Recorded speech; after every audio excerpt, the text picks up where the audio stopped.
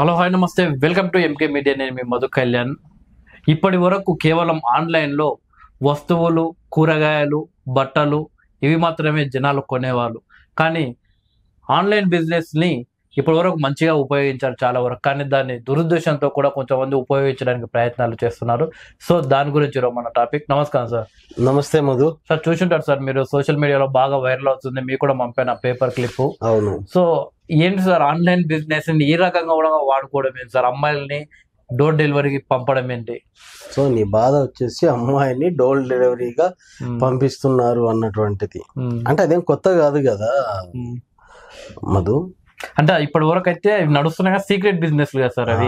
ఇప్పుడు ఏకంగా రోడ్లపై పోస్టర్లు అతికించి ఇప్పటి వరకు సీక్రెట్ బిజినెస్ అన్నది అది ఒకప్పుడు సీక్రెట్ బిజినెస్. తర్వాత ఆన్లైన్ ఎప్పుడైతే వచ్చిందో ఆన్లైన్ లో నాలెడ్జ్ ఉన్న వానికి ఓపెన్ బిజినెస్. అది జనరల్ గా ఎవరికైనా చాలా మంది కూడా ఓపెన్ బిజినెస్, మన యాప్స్ అనుకోండి ఇంకా ఉంటాయి ఆన్లైన్ లో, అది ఓపెన్ బిజినెస్ అయిపోయింది. బట్ ఏకంగా పోస్టర్స్ పెట్టినారు అంటే దానికి కారణాలు అనేకం. ఒకటి, ఆ పోస్టర్స్ రావడం వల్ల గవర్నమెంట్ ను కొంచెం తగ్గించడానికి కొంతమంది చేసినటువంటి ఒక చర్య అని కూడా అనుకోవచ్చు. ఎందుకంటే ఇప్పుడున్న సమాజంలో ఏది పెట్టినా కూడా అండర్ సీసీలో మనం ఉన్నాం, అండర్ సీసీ కెమెరా కింద మనం ఉన్నాం. సో ఎవడు పెట్టేది నీట్ గా క్లియర్ కట్ గా కనబడుతుంది. ఆడ పెట్టినంత మాత్రాన పల్లెటూర్లలో, నువ్వు చెప్పింది సిద్దిపేటలో అన్నావు, కామారెడ్డి అది పెద్ద ఇది ఏమి కాదు అది. సో ఎవడు పెట్టినది ఈజీగా కనబడుతుంది. అది జస్ట్ ఒక విషయాన్ని డైవర్ట్ చేయడానికి మాత్రమే ఆ విధంగా పెట్టినారు.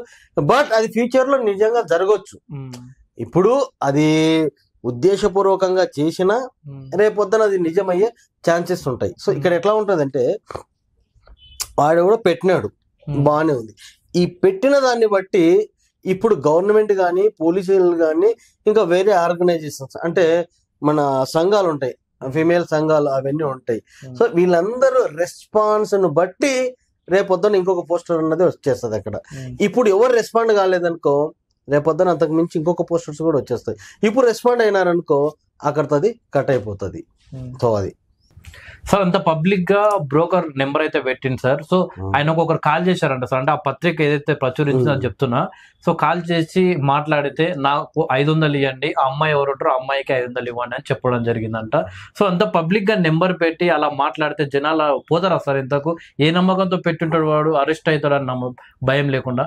సో ఎంత దారుణం అవుతుంది. వాడు పెట్టడమే కాకుండా వాడి నెంబర్ కూడా ఇచ్చి మళ్ళీ ఒకడు ఫోన్ చేస్తే నాకు 500 అండ్ తనకి ఒక 500 అంటే ఎంత దారుణంగా ఒక మహిళను అక్కడ అవమానిస్తున్నాడు అన్నది మనము క్లియర్ కట్ గా అర్థమైపోతా ఉంది. అది మొత్తం ఫేక్. ఎంత దారుణం అంటే కనుక అసలు అది మనం మాట్లాడుకోవడం కూడా మనకి సిగ్గుచేటు లాంటిది. ఎందుకంటే మనం సమాజంలో ఉన్నాం కాబట్టి, దాన్ని ప్రతిఘటించాలి కాబట్టి మనం మాట్లాడుతూ ఉన్నాము. ఏ తల్లి కూడా ఎంత అవసరాలు ఉన్నా కూడా 500 రూపాయలకు తన పడక సుఖాన్ని ఎవరికి ఇవ్వదు. అసలు అది అన్నదే రాంగ్.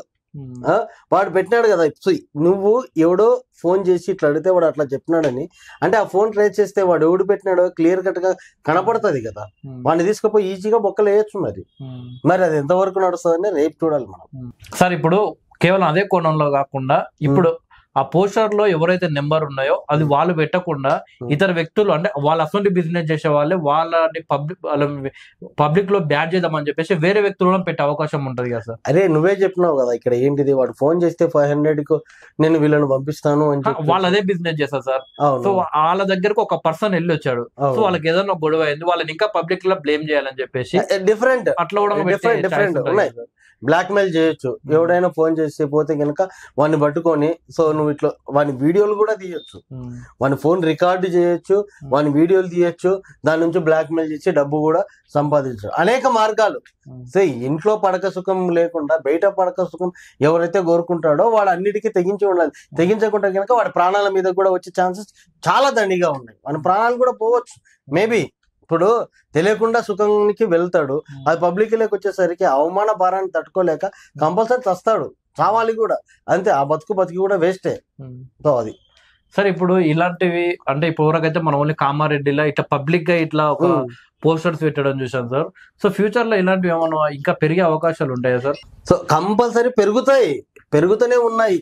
ఎందుకు పెరుగుతాయి అంటే, ఫర్ ఎగ్జాంపుల్ నేను ఏం చెప్తున్నానంటే కనుక, ఇప్పుడు పల్లెటూర్లలో తీసుకుపోతే కనుక మద్యము ఏరులై పారుతా ఉంది. ఒకప్పుడు certain age above 25 or 30 years వాడు తాగుడుపోతాడు అంటే గనక మనకు అక్కడక్కడ కనపడేవాళ్ళు.